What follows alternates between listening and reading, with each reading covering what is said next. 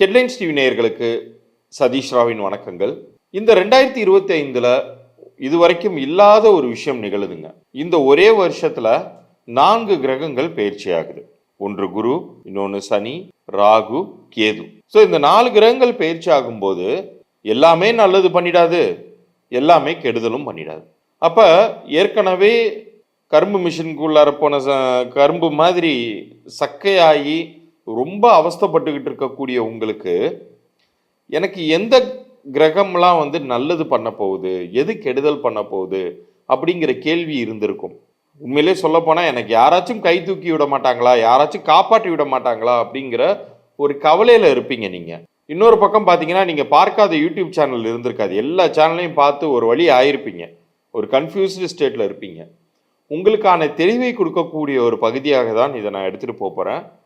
இது ஒரு 3 ராசிகளுக்காக நான் சொல்ல போகிறேன். இதில் எல்லா ராசிகளுமே நம்ம கவர் பண்ண போகிறோம், ஒரு சீரீஸாக கவர் பண்ண போகிறோம். முக்கியமாக இந்த பகுதியின் இறுதியில் உங்களுடைய சூழ்நிலையை உறுதியாக்கக்கூடிய ஒரு வெற்றிக்கான வழியையும் சொல்ல போகிறேன். அது எண்கள் ரீதியான வழிமுறை. அதில் ஒரு இலவச பொது குறிப்புமே நான் தரப்போகிறேன் எல்லாருக்குமே. அதை பற்றின விளக்கங்களை தயவு செய்து முழுமையாக கேட்டுட்டு எனக்கு சில டீட்டெயில்ஸ் நீங்கள் அனுப்புகிற மாதிரி இருக்கும். இந்த பகுதியை முழுமையாக பாருங்கள். மேஷராசி, ரிஷபராசி, மிதுன ராசி, இது 3 பற்றி தான் இப்போ இந்த பகுதியில் பார்க்க போகிறோம். முதலில்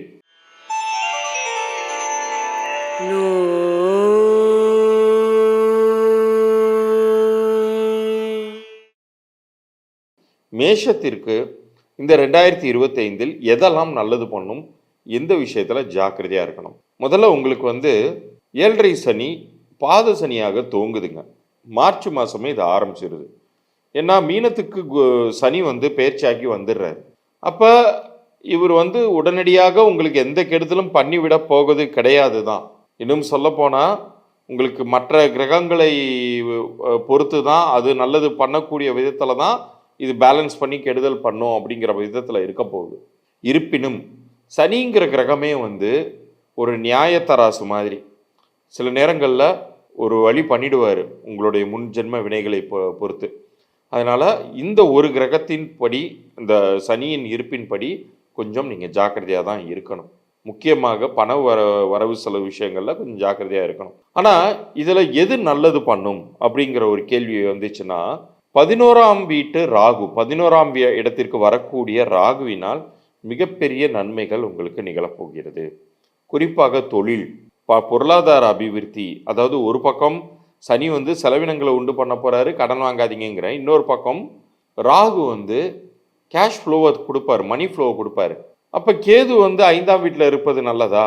வயிறு சம்மந்த ரீதியான உபாதைகள் வரலாம், ஹெல்த் ரீதியான விஷயங்களில் நீங்கள் ஜாக்கிரதையாக இருக்கணும்.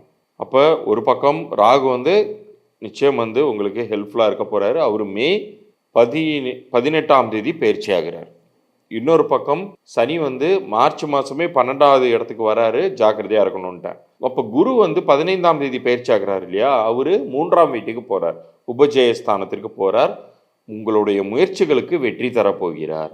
அப்போ குருவினால் நன்மை, ராகுவினால் நன்மை. ஹெல்த் விஷயத்தில் ஜாக்கிரதையாக இருக்கணும். கடன் சிக்கல்களில் மாட்டிக்காத அளவுக்கு சேவிங்ஸுக்கு இம்பார்ட்டன்ஸ் கொடுங்க. அதிக வட்டிக்கு கடன் வாங்காதீங்க. இதுதான் மேஷராசிக்கு.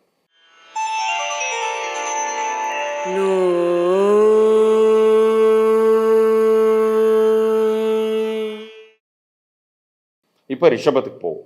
ரிஷபத்தை பொறுத்த வரைக்கும் 10ஆம் வீட்டில் ராகு வருவதும் 4ஆம் வீட்டில் கேது வருவதும் ஒரு நல்ல ஒரு அமைப்பு. 4ஆம் வீட்டிற்கு கேது அப்படிங்கிறது எல்லாருக்கும் நல்லது பண்ணிடாது. உங்களை பொறுத்த அளவுக்கு சில மென்டல் கிளாரிட்டியை அது உண்டு பண்ணும். அது ஒரு ஞான மோட்சக்காரகன்னு சொல்லுவோம். அவர் மைண்ட் லெவலில் இருந்து வேலை செய்யக்கூடியவர், ஒரு தெளிந்த மனநிலையையும் அமைதியான மனநிலையும் கொடுக்கக்கூடியவர். அவர் நல்லது பண்ணுவார். இன்னொரு பக்கம் ரிஷபத்துக்கு 11ஆம் வீட்டிற்கு சனி வருகிறார். அவர் மார்ச் மாதமே பயிற்சி அடைகிறாரு. லாபஸ்தானத்தில் சனி அப்படிங்கிறது ஒரு நல்ல அமைப்பு தான், ரொம்ப கெடுதலான அமைப்பு கிடையாது. பட் இதை எல்லாத்தையும் மீறி உங்களுக்கு மிகப்பெரிய நன்மை தரக்கூடிய அமைப்பில் இருக்கக்கூடியது குரு தான். குரு 2ஆம் வீட்டிற்கு போகிறார், குடும்பஸ்தானத்திற்கு போகிறார். காலபுருஷ தத்துவத்துக்கே 2ஆம் வீடு வாக்குஸ்தானம், குடும்பஸ்தானம்னு சொல்லுவோம்.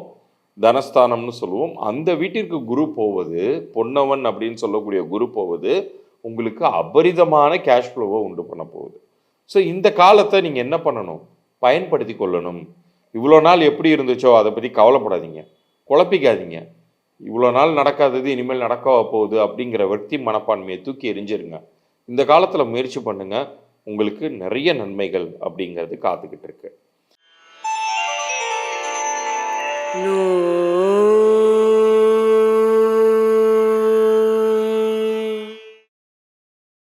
இப்போ மிதுன ராசிக்கு வருவோம். மிதுன ராசியை பொறுத்த வரைக்கும் 9ஆம் வீட்டிற்கு ராகு வருவதும் 3ஆம் வீட்டிற்கு கேது வருவதும் உங்களுக்கு நன்மை பண்ணுமா அப்படின்னு கேட்டால், 3ஆம் வீட்டு கேது அப்படிங்கிறது நல்லதே, ஒன்றும் கெடுதல் கிடையாது. 9ஆம் வீட்டு பாக்கியஸ்தானத்தில் ராகு வரும் பொழுது அந்த வீட்டினுடைய தன்மையை முழுமையாக எடுத்துக்கொள்வதனால் அது பெரிய கெடுதல்களை எதுவும் விளைவித்து விடாது. ரொம்ப பயப்பட வேண்டாம். இதில் 10ஆம் வீட்டிற்கு தொழில் ஸ்தானத்திற்கு சனி வருவது ரொம்ப ரொம்ப ஒரு நல்ல விஷயமே. அவர் கெடுதல் பண்ண மாட்டார்.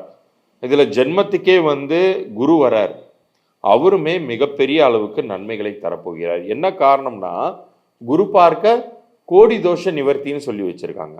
இப்போ குருங்கிற கிரகம் முழு சுபர். அவர் 1ஆம் வீட்டில் நிற்கும் போது உங்களுடைய கேந்திர ஸ்தானங்களின் மீது அவருடைய பார்வை மிக சரியாக விழும். கேந்திரம்ங்கிறத தாண்டி திரிகோணம் அப்படிங்கிறதோடைய அமைப்புலையும் ரொம்ப நல்லா இருக்கும். ஏன்னா 5, 7, 9 இந்த இடங்களை பார்வை செய்ய போகிறார். 5, 7, 9 அப்படிங்கும்போது உங்களுடைய 5ஆம் வீடு பூர்வ புண்ணிய ஸ்தானமாகுது, 7ஆம் வீடுங்கிறது கலத்திர ஸ்தானமாகுது, 9ஆம் வீடுங்கிறது பாக்கியஸ்தானமாகுது. இதில் ஏற்கனவே நான் சொன்னேன், 9ஆம் வீட்டில் ராகு அமர்ந்திருக்காருன்னு சொன்னேன் இல்லையா, அவர் நன்மை செய்வார்னு வேற சொன்னேன் இல்லையா. இந்த இடத்துல தான் ஒரு விஷயத்தை நீங்கள் பொருத்தி பார்க்கணும். 9ஆம் வீட்டு ராகுவின் மீது குருவின் பார்வை விழப்போகிறது. அப்போ ராகுவினால் கெடுதல்கள் அப்படிங்கிறது உங்களுக்கு விளையாது, நன்மைகளை விளையும். 3ஆம் வீட்டு கேது மறைவு ஸ்தானத்தில் இருப்பதனால் ஒரு கெட்ட கிரகம் மறைந்து போவதுங்கிறது மைனஸ் இன்டு மைனஸ் ப்ளஸ் தான். ஸோ இது மிதுனத்திற்கு மிக நல்ல ஒரு காலம். இந்த காலத்தை மிக சரியாக பயன்படுத்திக்கோங்க. உயர்வுகளை மிகப்பெரிய அளவுக்கு நீங்கள் அடைவீர்கள். இந்த 3 ராசியினருமே இறை பரிகாரமாக நீங்கள் செய்ய வேண்டியது, இதில் மேஷராசியை சேர்ந்தவர்கள் முருகனுடைய ஆலயங்கள், பழமை வாய்ந்த முருகன் ஆலயங்கள் எங்கிருந்தாலும் சென்று வாருங்கள். திருச்செந்தூரோ பழனியோ, அவ்வளோ தூரம் போக முடியலனாலும் உங்கள் வீட்டில் அருகில் இருக்கக்கூடிய பழமை வாய்ந்த முருகன் ஆலயத்திற்கு சென்று வாருங்கள். ரிஷபராசியை சேர்ந்தவர்கள் நீங்கள் சுக்கிர கஷேத்திரங்களான ஸ்ரீரங்கம், திருப்பதி போன்ற இடங்களுக்கு, பழமை வாய்ந்த பெருமாள் ஆலயங்களுக்கு சென்று வரலாம். மிதுனத்தை சேர்ந்தவர்கள் நீங்களுமே பழமை வாய்ந்த சிவனுடைய ஆலயங்களோ அல்லது பெருமாளுடைய 2 ஆலயங்களில் எது வேணாலும் நீங்கள் போகலாம். பட் குரு வழிபாடுங்கிறத நிறைய பண்ணுங்க. சித்தர்களுடைய ஜீவசமாதிகளுக்கு போயிட்டு வாங்க, அன்னதானம் நிறைய வழங்குங்க. உங்களுடைய நன்மைகள் மிக அதிகமாவதற்கு அதுவுமே காரணமாக இருக்கும். இப்போ நான் ஏற்கனவே சொன்ன அந்த இலவச குறிப்புக்கு வரேன். இப்போ ஏற்கனவே உங்களுக்கு நான் என்ன சொல்லியிருந்தேன், உங்களுடைய லைஃப் லாங்குக்கும் நீங்கள் ரொம்ப ஒரு சாலிடான சக்ஸஸை நோக்கி நீங்கள் லைஃப்பில் முன்னேறணும் அப்படின்னா உங்களுடைய பெயரே மந்திரமாக செயல்படும். அதை இயக்கக்கூடிய எந்திரமாக உடல் இருக்கும். உங்களுடைய பெயர் சப்தம் ரொம்ப நல்லா இருந்துச்சுன்னா நீங்கள் நிச்சயமாக ஜெயிப்பீங்க. ஒரு பக்கம் கடன் சிக்கல்கள் தலைக்கு மேலே வெள்ளம் தாண்டி போயிட்டுருக்கு. இப்போ இதிலிருந்து மீளணும்னா ஒரு பக்கம் கிரகங்கள் கை கொடுக்கட்டும்.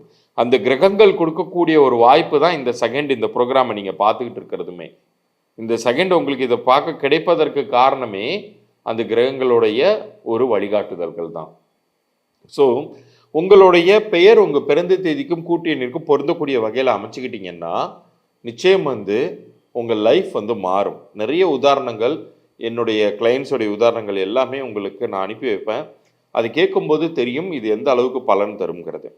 இதை நான் இலவச பொது பலன்களாக உங்களுக்கு வழங்குவதாக இருக்கேன். ஆனால் கவனமாக கேளுங்க, இது கிரகங்கள் ரீதியானது கிடையாது. உங்களுடைய பெயர் ஆங்கிலத்தில் நீங்கள் எனக்கு அனுப்பணும்.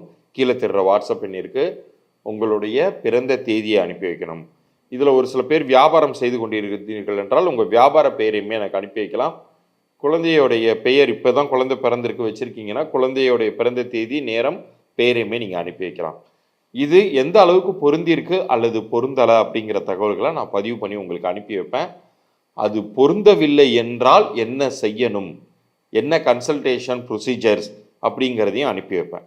எது பொருந்தியிருக்கு பொருந்தலை அப்படிங்கிற தகவல்கள் மாத்திரம் நான் உங்களுக்கான நேரத்தை செலவிட்டு உங்களை பற்றி ஒரு சில வார்த்தைகள் சொல்லி உங்களுடைய பெயர் என்னென்ன விதமான விளைவுகளை உங்கள் லைஃப்பில் உண்டு பண்ணிக்கிட்டு இருக்குங்கிறத உங்களை பார்க்காமலேயே உங்கள் லைஃப்பை பற்றி அறியாமலேயே நான் நிறைய விஷயங்கள் சொல்ல போகிறேன்.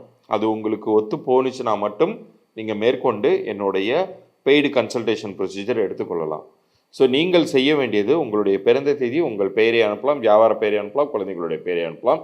உங்களுக்கு நான் 3 நாட்களுக்குள்ளார பதில் அனுப்புவேன். மறந்துடாமல் நம்ம சேனலை சப்ஸ்கிரைப் பண்ணி ஸ்க்ரீன்ஷாட்டோட இதை அனுப்புங்க. உங்களுக்கான பதிலை நான் அனுப்பி வைக்கிறேன். மீண்டும் அடுத்த பதிவில் சந்திப்போம். நன்றி, வணக்கம்.